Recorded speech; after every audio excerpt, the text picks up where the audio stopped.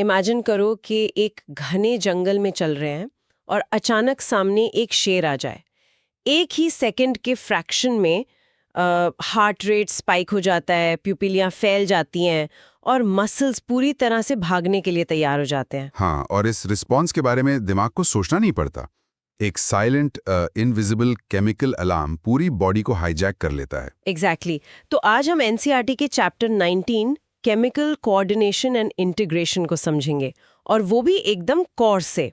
अगर इस पूरे सिस्टम को समझना है तो बॉडी के कंट्रोल्स को दो हिस्सों में देखना होगा। राइट, न्यूरल और एंडोक्राइन। हाँ, हमारी बॉडी का जो नर्वस सिस्टम है वो एक फास्ट इंटरनेट कनेक्शन की तरह है, पॉइंट टू पॉइंट, वायर्ड और बहुत क्विक।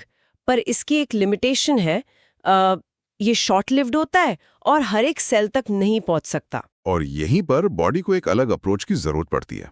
हर एक सेल को कंटिन्यूअसली रेगुलेट करने के लिए बॉडी एक रेडियो ब्रॉडकास्ट सिस्टम का यूज करती है।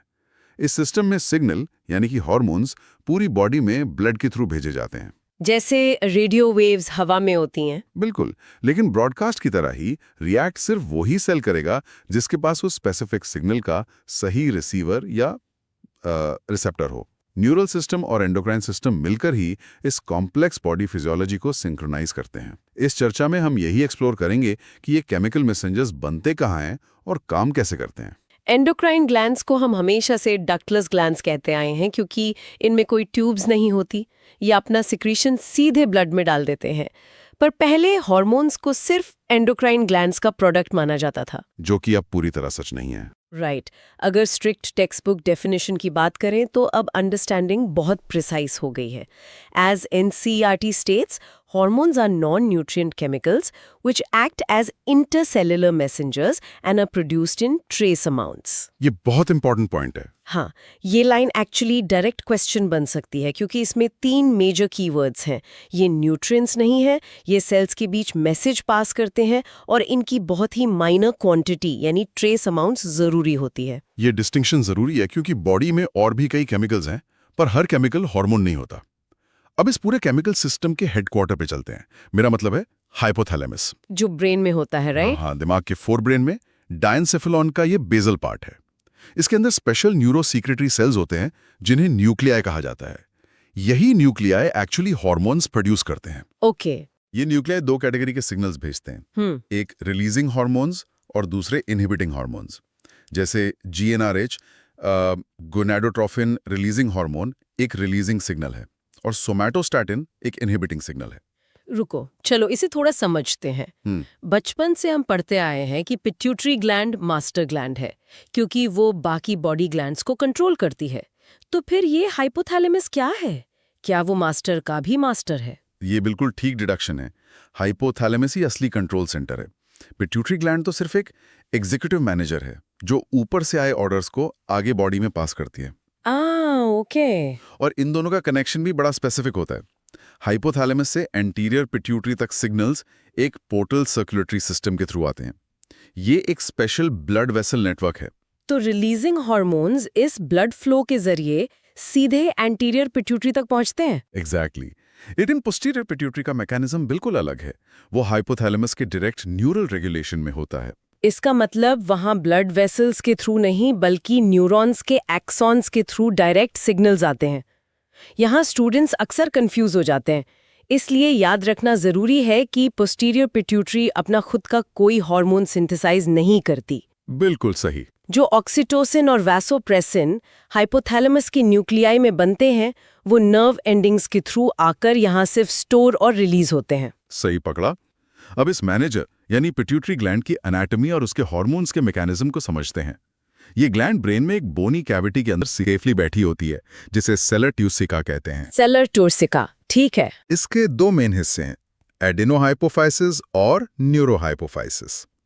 एडिनोहाइपोफाइसिस के अंदर 2 पोर्शंस हैं, पार्स डिस्टैलिस और पार्स इंटरमीडिया। पार्स डिस्टैलिस को ही आम भाषा में एंटीरियर पिट्यूटरी कहा जाता है।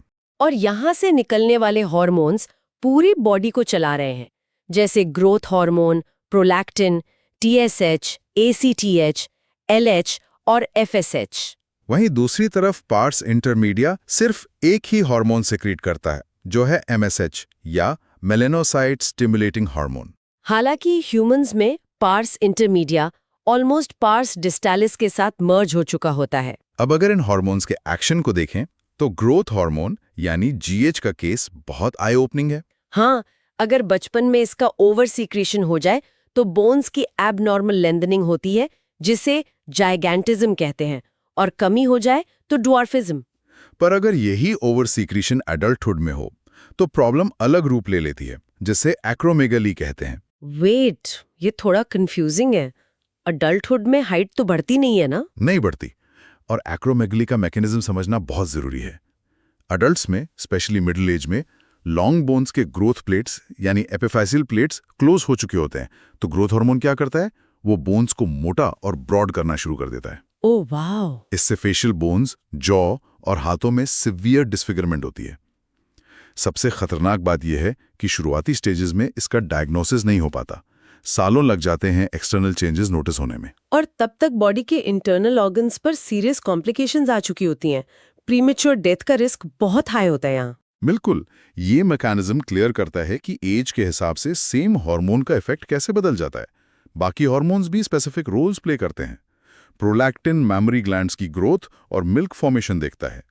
ACTH एड्रीनल कॉर्टेक्स को स्टिमुलेट करके ग्लूकोकॉर्टिकॉइड्स निकलवाता है। और LH और FSH, इन्हें तो गोनाडोट्रोफिन्स कहते हैं ना? हाँ, इनका टारगेट मेल और फीमेल दोनों में रिप्रोडक्शन से जुड़ा है, पर प्रोसेस अलग है। एग्जाम के पॉइंट ऑफ व्यू से इसका डिफरेंस आना चाहिए। तो टेबल की तरह सोचे तो मेल्स में LH सीधा टेस्टिस के लाइडिक सेल्स पर एक्ट करता है और एंड्रोजन्स जैसे टेस्टोस्टेरोन बनवाता है। FSH और एंड्रोजन्स दोनों मिलकर स्पर्मेटोजेनेसिस चलाते हैं।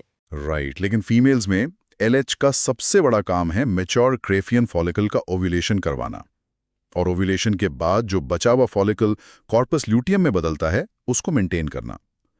FSH ओवेरियन फॉलिकल्स की शुरुआती ग्रोथ और डेवलपमेंट को स्टिमुलेट करता है। और उस न्यूरोहाइपोफिसिस यानी पोस्टीरियर पिट्यूटरी वाले वैसोप्रेसिन का भी बड़ा डायरेक्ट डिजीज लिंक है। वैसोप्रेसिन, जिसे एंटी डाययूरेटिक हार्मोन या ADH भी कहा जाता है, उसका मेन काम बॉडी का पानी बचाना है। हाँ, ये किडनी के डिस्टल ट्यूब्यूल्स पर एक्ट करके वाटर और इलेक्ट्रोलाइट्स का रिजॉर्प्शन कराता है। अब मान लीजिए किसी वजह से ADH का सीक्रेशन कम हो गया, तो किडनी को सिग्नल ही नहीं मिलेगा पानी रोकने का। एग्जैक्टली। इस वजह से लगातार पानी का लॉस होगा और सिवियर डिहाइड्रेशन हो जाएगी। इस कंडीशन को डायबिटीज इंसिपिडस कहते हैं। ये ब्लड शुगर वाली डायबिटीज मेलिटस से बिल्कुल अलग है। दिमाग के डीप एरियाज में एक और इंटरेस्टिंग ग्लैंड है, पाइनियल ग्लैंड। ये फोरब्रेन के डॉर्सल साइड पर होती है और मेलेटोनिन नाम का हार्मोन सिक्रीट करती है। इस हार्मोन का रोल बॉडी के सर्केडियन रिदम यानी कि 24 घंटे के साइकिल को चलाना है। इसे बॉडी का इनबिल्ट अलार्म क्लॉक या नाइट शिफ्ट वॉचमैन भी कहा जा सकता है। ये सिर्फ स्लीप वेक साइकिल को ही सेट नहीं करता, बल्कि body temperature, metabolism, pigmentation, menstrual cycle और यहाँ तक कि इम्यूनिटी पर भी असर डालता है। ये रिदम मेंटेनेंस बहुत जरूरी है, लेकिन डेली एनर्जी नीड्स के लिए बॉडी को इंजन भी चलाना पड़ता है। तो चलो अब नेक रीजन में चलते हैं, जहां थायराइड और पैराथायराइड ग्लैंड्स रोल प्ले करते हैं। थायराइड ग्लैंड ट्रेकिया के दोनों तरफ 2 लोब्स में डिवाइडेड है, जो इस्थमस नाम के एक पतले कनेक्टिव टिश्यू से जुड़े हैं।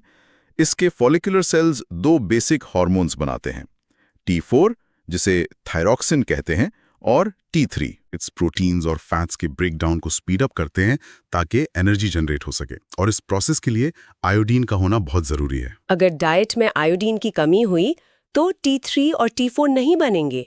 जब T3 और T4 नहीं बनते तो बॉडी को लगता है और स्टिम्युलेशन की जरूरत है, इसलिए TSH लगातार थायराइड को पुश करता रहता है। और इस लगातार पुश की वजह से ग्लैंड बड़ी हो जाती है, जिसे हम ग्वेटर कहते हैं। पर इस हाइपोथायराइडिज्म का सबसे डेविस्टेटिंग मैकेनिज्म प्रेगनेंसी के टाइम होता है। ओह हाँ, अगर डेवलपिंग फीटस को थायराइड हार्मोन ना मिले तो उसकी ओवरऑल फिजिकल और मेंटल ग्रोथ परमानेंटली रुक जाती है। इस कंडीशन को क्रेटनिज्म कहते हैं, जिसमें मेंटल रिटार्डेशन, लो IQ, बहरापन और गूंगापन जैसी चीजें देखने को मिलती हैं। और हाइपरथायराइडिज्म इसका बिल्कुल ऑपोजिट स्पेक्ट्रम है। जब थायराइड हार्मोन्स लिमिट से ज्यादा बनने लगें, शायद कैंसर की वजह से या इम्यून सिस्टम की गड़बड़ी से, तब बॉडी का इंजन ओवरड्राइव में चला जाता है। जिसका एक स्पेसिफिक फॉर्म एनसीईआरटी में दिया है एक्सोथैल्मिक गॉइटर या ग्रेव्स डिजीज। इसमें बीएमआर इतना बढ़ जाता है कि वेट तेजी से गिरने लगता है और आंखों के पीछे टिश्यू जमा होने से पुतलियां बाहर की तरफ उभर आती हैं। बिल्कुल। अब एक और हार्मोन है जो थायराइड ग्लैंड निकालता है, वो है थायरोकैल्सिटोनिन या टीसीटी। यहां से बॉडी के एक नए बैलेंस की शुरुआत होती है, जो है कैल्शियम मैनेजमेंट। टीसीटी ब्लड के अंदर कैल्शियम का लेवल कम करता है, लेकिन बॉडी में कैल्शियम का एक फिक्स रेंज होना बहुत जरूरी है। तो अगर ब्लड कैल्शियम गिर जाए तो उसे वापस कौन बढ़ाएगा? यहाँ पैराथायरॉयड ग्लैंड का रोल आता है। थायराइड ग्लैंड के पिछले हिस्से में 4 छोटी पैराथायरॉयड ग्लैंड्स होती हैं जो पैराथायरॉयड हार्मोन या पीटीएच रिलीज करती हैं। ये एक परफेक्ट टग ऑफ वॉर है। एग्जाम पॉइंट ऑफ व्यू से याद रखो कि टीसीटी और पीटीएच बिल्कुल एंटागोनिस्टिक यानी एक दूसरे के ऑपोजिट काम करते हैं। ये डायरेक्ट एमसीक्यू बनता है। हाँ, पीटीएच एक हाइपर कैल्सीमिक हार्मोन है। जब भी ब्लड में कैल्शियम कम होता है, पीटीएच रिलीज होता है। ये बोन से डीमिनरलाइजेशन करवाकर कैल्शियम निकालता है, किडनी ट्यूब्यूल से कैल्शियम वापस अब्सॉर्ब कराता है और गट में डाइजेस्टेड फूड से अब्सॉर्प्शन बढ़ा देता है। तो इन दोनों हार्मोन्स की वजह से कैल्शियम का होम्योस्टेसिस बना रहता है। अब थोड़ा और नीचे आते हैं। लंग्स के बीच, स्टर्नम के पीछे और एओर्टा के वेंट्रल साइड पर एक ग्लैंड बैठी है जिसे थाइमस कहते हैं। ये ग्लैंड हमारी इम्यूनिटी का मेन ट्रेनिंग सेंटर है। सही कहा, ये थाइमोसिन्स नाम के पेप्टाइड हार्मोन्स निकालता है। इसका मैकेनिज्म बहुत इंटरेस्टिंग है। टी लिम्फोसाइट्स को सेल मीडिएटेड इम्यूनिटी के लिए तैयार करना और बी लिम्फोसाइट्स को एंटीबॉडीज बनाने में मदद करना, यानी ह्यूमोरल इम्यूनिटी, ये दोनों काम थाइमोसिन्स के हैं। तो क्या इसका मतलब ये है कि जैसे जैसे हम बूढ़े होते हैं, हमारी इम्यूनिटी वीक होने का सीधा कनेक्शन थाइमस के सिकुड़ने से है? हाँ, एग्जैक्टली। जैसे जैसे उम्र बढ़ती है, ये ग्लैंड डीजनरेट होने लगती है। थाइमस श्रिंक होने से थाइमोसिन्स का प्रोडक्शन ड्रास्टिकली गिर जाता है। यही डायरेक्टली एक्सप्लेन करता है कि क्यों ओल्डर इंडिविजुअल्स में इम्यून रिस्पॉन्स वीक हो जाता है। एनाटॉमी यहाँ डायरेक्टली फिजियोलॉजी और एजिंग के साथ इंटरलिंक हो जाती है। तो डेली मेटाबॉलिज्म, कैल्शियम और इम्यूनिटी समझ आ गया, पर बॉडी सडन इमरजेंसीज को कैसे हैंडल करती है? जब फाइट या फ्लाइट मोड ऑन करना हो तब एड्रीनल ग्लैंड पिक्चर में आती है। हर किडनी के एंटीरियर पार्ट पर एक एड्रीनल ग्लैंड बैठी है। इसके फिजिकली 2 हिस्से हैं, अंदर वाला एड्रीनल मेड्यूला और बाहर वाला adrenal cortex. Adrenal medulla pure short term emergency के लिए डिजाइन किया गया है ना। ये कैटेकोलामाइन सिक्रीट करता है, एड्रेनालिन या एपिनेफ्रिन और नॉरएड्रेनालिन। जब वो शेर सामने आता है जंगल में, तो यही हार्मोन्स डायरेक्टली हार्ट रेट बढ़ाते हैं, हार्ट के कॉन्ट्रैक्शन की स्ट्रेंथ को मल्टीप्लाई करते हैं और रेस्पिरेशन रेट बढ़ा देते हैं। मसल्स को इंस्टेंटली एनर्जी चाहिए, तो ये हार्मोन्स रैपिडली ग्लाइकोजन को तोड़कर ब्लड में ग्लूकोज भर देते हैं। यहाँ तक कि फैट्स और प्रोटीन्स का भी ब्रेकडाउन स्टार्ट हो जाता है। और बाहर वाला हिस्सा एड्रीनल कॉर्टेक्स एक अलग ही दुनिया है। ये किसी मल्टी लेयर्ड स्ट्रक्चर की तरह है। एनसीईआरटी के हिसाब से इसकी 3 लेयर्स का सीक्वेंस अंदर से बाहर तक याद रखना जरूरी है। इनर लेयर है जोना रेटिकुलरिस, मिडिल लेयर है जोना फैसिकुलेटा और आउटर लेयर है जोना ग्लोमेरुलोसा। कॉर्टेक्स से जो हार्मोन्स निकलते हैं उन्हें कलेक्टिवली कॉर्टिकॉइड्स कहते हैं। राइट। कार्बोहाइड्रेट मेटाबॉलिज्म हैंडल करने वाले हैं ग्लूकोकॉर्टिकॉइड्स, जिसमें मेन है कॉर्टिसोल, और वाटर इलेक्ट्रोलाइट बैलेंस वाले हैं मिनरलोकॉर्टिकॉइड्स, जिसमें मेन है एल्डोस्टेरॉन। कॉर्टिसोल का मैकेनिज्म काफी वाइड रीचिंग है। ये ग्लूकोनियोजेनेसिस, लाइपोलाइसिस और प्रोटियोलिसिस करवाता है, पर सेल्यूलर लेवल पर अमीनो एसिड्स का अपटेक रोक देता है ताकि ब्लड में रिसोर्सेज अवेलेबल रहें। और यहाँ एक लाइन स्पेशली हाईलाइट करनी है। कौन सी line? As NCERT states, cortisol produces anti-inflammatory reactions and suppresses the immune response. ये बहुत बार डायरेक्टली टेस्ट होती है। ऑर्गन ट्रांसप्लांट्स के टाइम यही इम्यूनोसप्रेसिव प्रॉपर्टी काम आती है।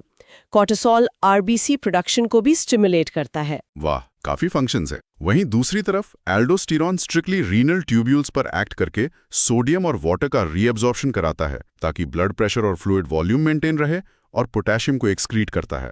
अगर एड्रीनल कॉर्टेक्स प्रॉपर हार्मोन्स बनाना बंद कर दे तो कार्बोहाइड्रेट मेटाबॉलिज्म कंप्लीटली बिगड़ जाता है, एक्यूट वीकनेस होती है और इस कंडीशन को एडिसन्स डिजीज कहते हैं। इमरजेंसी मैनेज हो गई, पर डेली खाने के बाद जो ब्लड शुगर में स्पाइक्स आते हैं उन्हें मैनेज करने की जिम्मेदारी पैंक्रियास की है। पैंक्रियाज एक कंपोजिट ग्लैंड है, यानी एक्सोक्राइन और एंडोक्राइन दोनों का मिक्स। पर इसका एंडोक्राइन पार्ट, जिसे आइलेट्स ऑफ लैंगरहैंस कहते हैं, वो पूरे पैंक्रियाज का सिर्फ 1 से 2% ही होता है। इस छोटे से हिस्से में 2 मुख्य तरह के सेल्स हैं, अल्फा सेल्स जो ग्लूकागॉन बनाते हैं और बीटा सेल्स जो इंसुलिन बनाते हैं। इस ब्लड शुगर मैनेजमेंट को आंख के सीसॉ की तरह इमेजिन किया जा सकता है। जब हम फास्टिंग में होते हैं और ब्लड शुगर गिरने लगती है तो अल्फा सेल्स ग्लूकागॉन रिलीज करते हैं। ये एक हाइपोग्लाइसीमिक पेप्टाइड हार्मोन है। ये लिवर सेल्स या हेपेटोसाइट्स पर एक्ट करके ग्लाइकोजन को ग्लूकोज में तोड़ता है और ब्लड में डाल देता है। ये नया ग्लूकोज बनाने का प्रोसेस भी स्टार्ट करवाता है और सेल्यूलर अपटेक को रिड्यूस करता है। और जब हम खाना खाते हैं और ब्लड शुगर तेजी से बढ़ती है, तब सीसॉ का दूसरा एंड एक्टिवेट होता है। बीटा सेल्स इंसुलिन रिलीज करते हैं। ये हाइपोग्लाइसीमिक है। इंसुलिन सीधा हेपेटोसाइट्स और एडिपोसाइट्स मतलब फैट सेल्स को ऑर्डर देता है कि ब्लड से जल्दी से ग्लूकोज अब्सॉर्ब करो और उसे स्टोर करो। एक्स्ट्रा ग्लूकोज को ये वापस ग्लाइकोजन में कन्वर्ट करवा देता है। अगर किसी वजह से इंसुलिन ठीक से काम ना करे तो ये बैलेंस हमेशा के लिए बिगड़ जाता है। ब्लड में लंबे समय तक शुगर बढ़ी रहती है, जिसे प्रोलॉन्ग्ड हाइपरग्लाइसीमिया कहते हैं। इस कॉम्प्लेक्स मेटाबॉलिक डिसऑर्डर को डायबिटीज मेलिटस कहा जाता है। इसमें सेल्स भूखे रह जाते हैं क्योंकि ग्लूकोज उनके अंदर नहीं जा पाता, यूरिन के थ्रू एक्स्ट्रा ग्लूकोज का लॉस होने लगता है और हार्मफुल कीटोन बॉडीज बनने लगते हैं। इसका मेन इलाज इंसुलिन थेरेपी होता है। अब तक हमने डेडिकेटेड एंडोक्राइन ग्लैंड्स को देखा, पर बॉडी में कुछ ऑर्गन्स ऐसे भी हैं जिनकी प्राइमरी जॉब कुछ और है, पर वो पार्ट टाइम हार्मोन्स भी बनाते हैं। सबसे पहले गोनैड्स, टेस्टिस और ओवरी। टेस्टिस स्क्रोटल सैक के अंदर बैठी एक डुअल फंक्शन ऑर्गन है, प्राइमरी सेक्स ऑर्गन भी और एंडोक्राइन ग्लैंड भी। इसके इंटरट्यूब्युलर स्पेसेस में मौजूद लेडिक सेल्स एंड्रोजन्स सिक्रीट करते हैं, जिसमें प्रोमिनेंट टेस्टोस्टेरोन है। टेस्टोस्टेरोन का इफेक्ट पूरी मेल बॉडी एनाटॉमी और बिहेवियर पर पड़ता है। ये एक्सेसरी सेक्स ऑर्गन्स की growth, muscular development, facial hair, low pitch of voice और एग्रेशन के लिए रिस्पॉन्सिबल है। ये स्पर्मेटोजेनेसिस को भी डायरेक्टली इन्फ्लुएंस करता है और प्रोटीन और कार्बोहाइड्रेट मेटाबॉलिज्म पर एक स्ट्रॉन्ग एनाबॉलिक इफेक्ट डालता है। वहीं फीमेल्स में पेयर ऑफ ओवरीज भी ड्यूअल रोल निभाती हैं।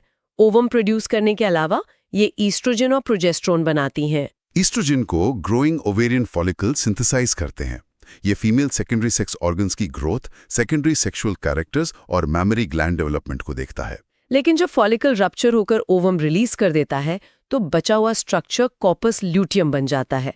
ये कॉपस ल्यूटियम भारी मात्रा में प्रोजेस्टेरोन बनाता है, जो प्रेगनेंसी सपोर्ट के लिए जरूरी है। हाँ, और प्रोजेस्टेरोन मैमरी ग्लैंड्स में एल्वियोलाई यानी सैक लाइक स्ट्रक्चर्स बनवाता है ताकि मिल्क स्टोर हो सके।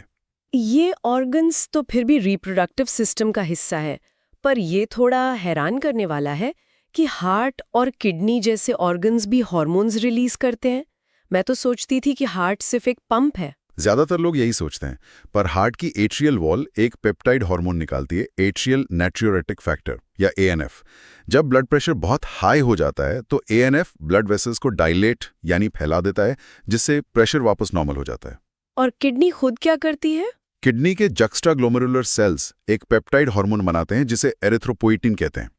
जब भी बॉडी में ऑक्सीजन कम होता है, यह हार्मोन बोन मैरो को सिग्नल भेजता है कि और ज्यादा आरबीसी बनाओ। इस प्रोसेस को एरिथ्रोपोइसिस कहते हैं। और जीआई ट्रैक्ट यानी गैस्ट्रो इंटेस्टाइनल ट्रैक्ट भी हार्मोन्स निकालता है। गैस्ट्रिन सीधा स्टमक के गैस्ट्रिक ग्लैंड से एचसीएल और पेप्सिनोजन निकलवाता है। सीक्रेटिन एक्सोक्राइन पैंक्रियास पर एक्ट करके वाटर और बाइकार्बोनेट आयंस रिलीज कराता है। और जीआईपी यानी gastric inhibitory peptide gastric motility और सेक्रेशन को रोकने का काम करता है। पर यहाँ एग्जाम के नजरिए से एक फैक्ट पर ध्यान देना जरूरी है। सीसीके यानी कोलेसिस्टोकाइनिन। सीसीके अकेला ऐसा हार्मोन है जो पैंक्रियाज और गॉल ब्लैडर दोनों पर एक साथ एक्शन लेता है ना? ये लाइन डायरेक्ट क्वेश्चन बन सकती है। बिल्कुल सही। ये पैंक्रियाज से पैंक्रियाटिक एंजाइम्स और गॉल ब्लैडर से बाइल जूस दोनों का सिक्रेशन स्टिमुलेट करता है। ये सारे हार्मोन्स ब्लड में घूम तो रहे हैं, पर आखिर ये सेल के अंदर जाकर काम कैसे करते हैं? मैकेनिज्म ऑफ हार्मोन एक्शन क्या है? केमिकल नेचर के हिसाब से हार्मोन्स को प्राइमरीली 4 कैटेगरीज में बांटा गया है: पेप्टाइड, स्टेरॉइड्स, आयोडोथायरोनिन्स और अमीनो एसिड डेरिवेटिव्स जैसे एपिनेफ्रिन। इनका केमिकल नेचर ही तय करता है कि इनका एक्शन कैसा होगा। रिसेप्टर्स दो तरह के होते हैं, मेम्ब्रेन बाउंड और इंट्रासेल्युलर। मतलब सिंपल टर्म्स में सोचें तो पेप्टाइड हार्मोन्स उन फूड डिलीवरी वालों की तरह हैं जो गेट के बाहर से ही पार्सल पकड़ा देते हैं। क्योंकि वो लिपिड लेयर क्रॉस नहीं कर सकते, वो मेम्ब्रेन बाउंड रिसेप्टर से बाइंड करते हैं। और जैसे ही ये बाइंड करते हैं, सेल के अंदर सेकेंड मैसेंजर्स जनरेट होते हैं, जैसे CAMP, IP3 या कैल्शियम आयॉन्स। ये मैसेंजर्स अंदर जाकर मशीनरी एक्टिवेट कर देते हैं। और दूसरी तरफ हैं स्टीरॉयड हार्मोन्स और आयोडोथायरोनिन्स, जो उन क्लोज रिलेटिव्स की तरह हैं जो सीधे घर के अंदर आकर सोफे पर बैठ जाते हैं। ये लिपिड सॉल्युबल होते हैं, तो इनके रिसेप्टर्स सीधे न्यूक्लियस के अंदर होते हैं। वहाँ ये डायरेक्टली DNA और क्रोमोसोम्स के साथ इंटरैक्ट करके नए प्रोटीन्स बनवाते हैं, जिसमें थोड़ा टाइम लगता है। एग्जाम में कौन सा हार्मोन किस केमिकल कैटेगरी का है, इसके मैचिंग वाले क्वेश्चंस बहुत आते हैं। एग्जैक्टली, इसीलिए इस मैकेनिज्म को समझना बहुत जरूरी था। तो ओवरऑल नीट के लिए ये चैप्टर हमें ये सिखाता है कि ह्यूमन फिजियोलॉजी में केमिकल कोऑर्डिनेशन एक परफेक्ट सिम्फनी की तरह है, जहां हर हार्मोन का अपना एक फिक्स टाइम और टारगेट है। सही कहा, बॉडी का ये बैलेंस एक छोटे से ट्रेस अमाउंट केमिकल पर डिपेंड करता है। चैप्टर खत्म करने से पहले एक थॉट प्रोसेस है जिसे दिमाग में जरूर रखना।